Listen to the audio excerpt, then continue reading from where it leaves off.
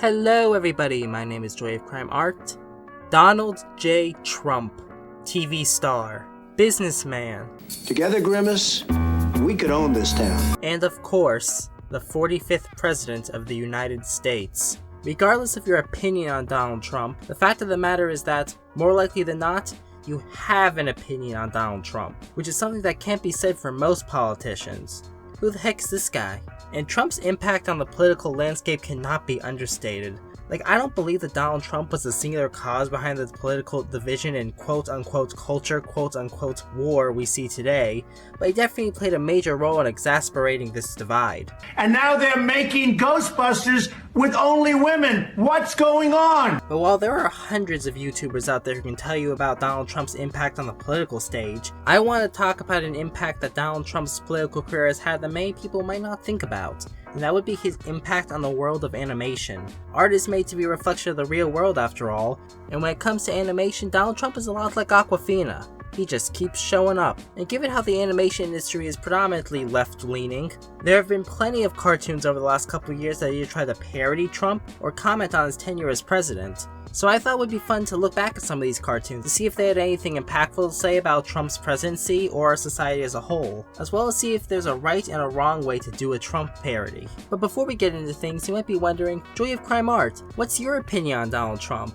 And I will say for the record that my opinion on Donald Trump is whatever your opinion on Donald Trump is. I know, isn't that convenient? What are the odds? Oh man, this fence is just so comfy. So with all that said, let's dive in and talk about Donald Trump's impact on animation. Also, potential spoilers ahead for all the shows I talk about. Now, the most obvious place to start when talking about Donald Trump's impact on the world of animation would probably be his own animated show. That's right, Trump got his very own cartoon, Our Cartoon President, on Showtime, executively produced by Stephen Colbert. Following the day-to-day exploits of Donald Trump, his family, and his cabinet as he tries to make America great again. I saw the pilot for the show back when it first aired, out of a morbid sense of curiosity. It was enough for me to realize the show wasn't really for me. I had intended to watch this series in preparation for this review, but unfortunately the series wasn't streaming anywhere online. I think I accidentally added an "un" somewhere in there. Now, the complete series of Our Cartoon President is available to purchase on DVD. I know, thank God for physical media, am I right, gents? But I just couldn't bring myself to buy it.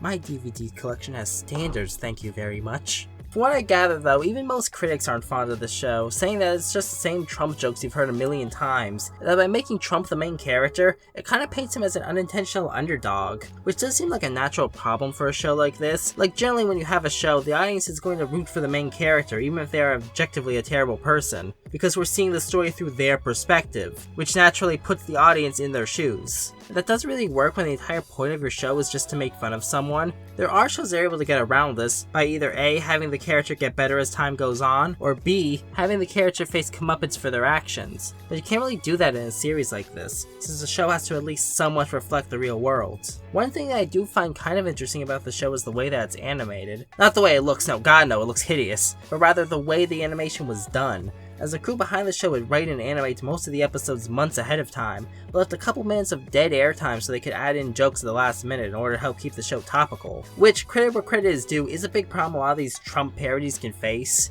I remember the Animaniacs reboot had tons of Trump jokes in its early seasons, to the point where by the time that some of those episodes actually aired, Trump was already out of office. But of course, Our Cartoon President wasn't the only cartoon starring the Don.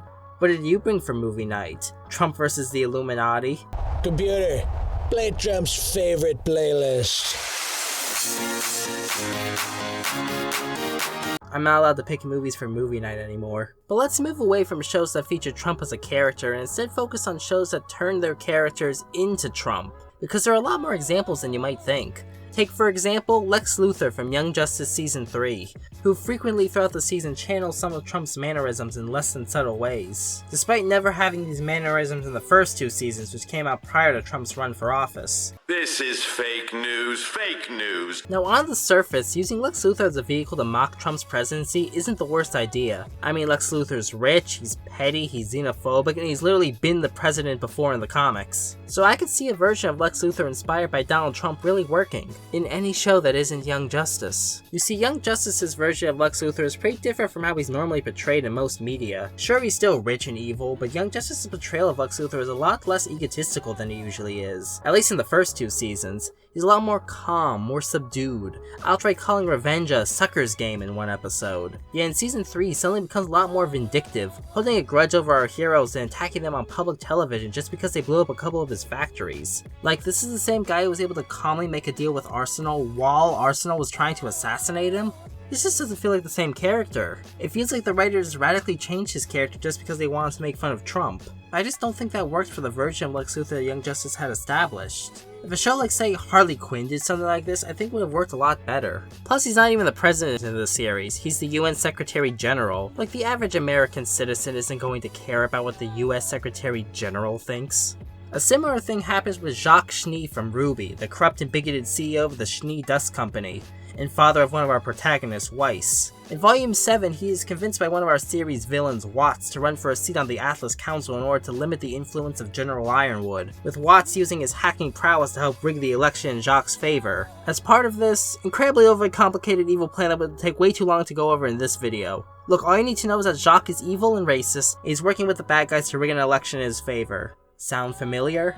The problem with Jacques being our Trump stand-in here though is that while Jacques is still cheating to win the election and is generally corrupt, he's still mainly running to limit the power of General Ironwood, who at this point in the story has basically turned Atlas into a militarized police state. Granted, Ironwood has his reasons for doing this, but A, Jacques isn't privy to these reasons, and B, the show is clearly going out of its way to paint Ironwood as in the wrong here, as shown by his turn to full-blown dictator in Volume 8, which results in Jacques honestly not looking too bad by comparison. Like, all he wanted to do was end a trade embargo. It's clear that the series wants us to root Robin Hill to win the council seat, but both Robin and Jacques are running in order to stop Ironwood's abuse of power, so they're basically on the same side, even if Jacques is only running for his own benefit, which feels like a kind of weird direction to take the story if the goal is to make Jacques look like the bad guy. I'm actually not sure if all these parallels between Jacques and Donald Trump were even intentional or not. Jacques is like if Ironwood and his rules as councilman have been established as early as Volume 4, and RWBY's story is modeled after notes that Montiolum had left the crew prior to his unfortunate passing in 2015. But the crew behind RWBY have admitted to changing things mid-production in the past, so it could honestly go either way. But whether it's intentional or not, it's pretty hard to view the Atlas election art without seeing Jacques as a parallel to Trump. The similarities are just too pronounced. Mr. Peanut Butter running for governor of California in BoJack Season 4 also feels like a direct response to Donald Trump's presidential campaign, with maybe a bit of Arnold Schwarzenegger thrown in for good measure, with Mr. Peanut Butter, an inept celebrity running for political office on a right-wing platform on the advice of his ex-wife. Since Mr. Peanut Butter is a character that we as the audience are supposed to like, the show plays up more of his ineptitude now he's only really doing this for attention, while his ex-wife is calling all the shots in terms of policy behind the scenes. The whole subplot just feels kinda off. Like, does it really feel like it has much to say about Trump's presidency? It doesn't really make that much sense in-universe. Mr. Peanut Butter's main platform is that he's pro-fracking. Oh yeah, because Californians love fracking. And the subplot doesn't really amount to all that much, beyond putting more strain on Diane and Mr. Peanut Butter's relationship, which had been pretty rocky for pretty much the entire show, so it's not like it was really doing anything all that new. The ski race episode was peak though. Gravity Falls sort of accidentally did a similar thing with Grunkle Stan, who runs for mayor in the episode The Stanchurian Candidate. The episode was actually written before Trump announced his run for presidency, though by the time the episode got to air, it was right in the middle of the election season.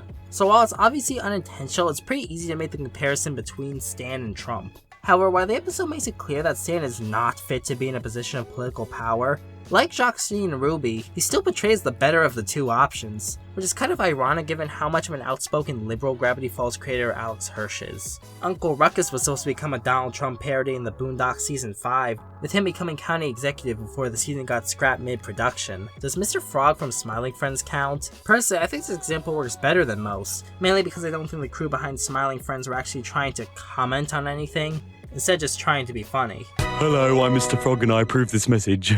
No, I don't. I hate you. Fuck you. In my opinion, the best example of turning a pre-existing character into Donald Trump would be in South Park, when Mr. Garrison briefly became president of the United States for a couple of seasons. That worked because unlike most of the other examples, the show didn't really have to change Mr. Garrison all that much to make him work as a Trump parody. This type of behavior was already pre-established. I know a lot of people like to point to Mr. Garrison's presidency as being the thing that caused season 20's story arc to fall off a cliff, as Trey Parker and Matt Stone had originally written the season around Mr. Garrison losing, and had to rework the story last minute when Trump actually ended up winning the election. But honestly, I don't think that season 20's story would have really been that great even had Mr. Garrison lost. Judging by the plot points the season had set up, it seems like the original climax for the season would have involved the recently elected Hillary Clinton using a SpaceX rocket to trap all the men on Mars and milk them for their semen as revenge for abuse women face from men online. Huh? Like really, I don't think that Mr. Garrison being a stand-in for Trump was what made season 20 bad. I think what made season 20 bad was the fact that Trey Parker and Matt Stone tried to write a heavily serialized story into a show that is known for being written in a couple days before it airs. Really, when you stop and analyze it, it's shocking just how many examples there are of shows taking pre-existing characters with their own backstories and character traits, and throwing that all away just to make them a parody of something they were never meant to parody in the first place. And most of the time, it just feels like they're trying to fit a square peg into a round hole. That's not even getting to all of the other Trump parodies that aren't based on pre-existing characters. The Emptier from Magical Girl Friendship Squad with a Trump stand-in in the pilot, though these elements were removed in the series proper. And ironically, probably one of the best redesigns to ever grace the medium of animation. I think Mr. Snurrs from Netflix's Green Eggs and Ham was supposed to be a Trump parody. He has the hair and some of the mannerisms, but he doesn't really have the voice. There's the Mayor of Elmore from The Amazing Order of Gumball. But perhaps all these allegories are just too subtle. What about when the cartoon just cuts the crap and just talks about Donald Trump outright? Which is why I would like to discuss 16? Yeah, despite 16 airing its final episode in 2010 and ending with one of our main characters moving away from the rest of the cast, not even death could stop it from coming back to tell us that the Orange Man is in fact bad. As in 2018, a PSA was created featuring the 16 cast telling the audience to go out and vote in the midterms. Why they decided to bring this Canadian cartoon back for this purpose, we may never know. Does this count as foreign election interference? But you know what? Surprisingly, I actually really like this little short. Sure, it's very on the nose and definitely picks a side despite pretending like it's being neutral. But the reason I think this short works while most other Trump parodies I've talked about up until this point haven't is because, rather than focusing on Trump himself, it focuses on the way that people react to Trump, with every character reacting in a different way, and they all feel pretty in character, with Jen being the activist trying to get everyone to vote, Nikki being the cynic who thinks that voting is pointless, Wyatt being the hyper-obsessed guy on Twitter who constantly thinks that Trump's about to start World War III, Caitlyn Jude being Caitlyn Jude, and Jonesy being a member of the alt-right, which he would.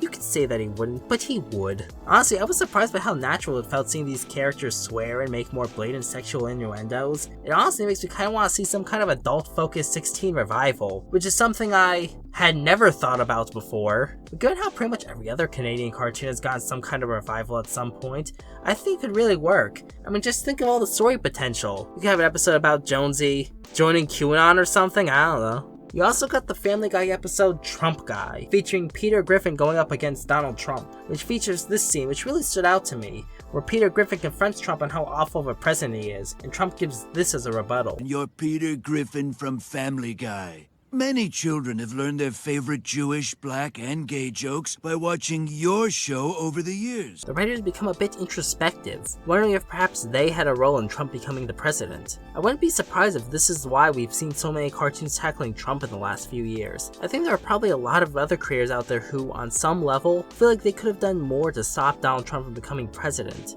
I think a lot of these artists might be giving themselves a bit too much credit on how much influence their art really has on the world. Because really, at the end of the day, what's the point in any of this? Has a Trump joke or parody ever actually changed someone's mind about an issue?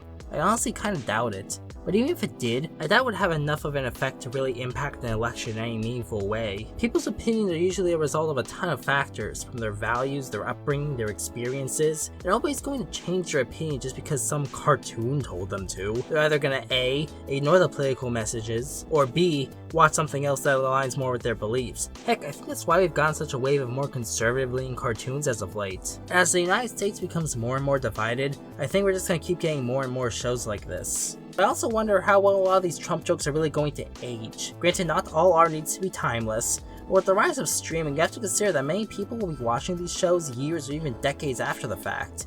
And I kind of question how many of these Trump allegories are even going to make sense to an audience who may not have even been alive when Trump was in office. If it isn't clear by now, I'm not really a big fan of all these Trump parodies. My biggest complaint is they just all kind of blend together. They say a joke is less funny the more you hear it. We've been hearing these same jokes since 2015. However, even so, I think that there are times the type of jokes can work, specifically when they're less focused on lecturing the audience and more focused on telling us something about the characters, or when they're just playing to absurdity. I don't think there's anything wrong with political humor or themes in cartoons, or any medium for that matter.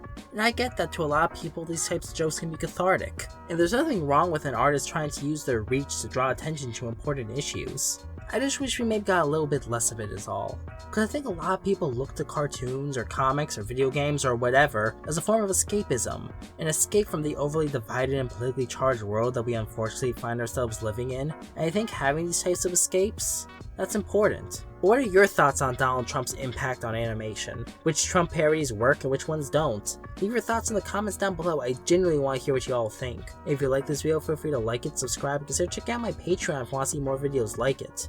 And as always, have a great day.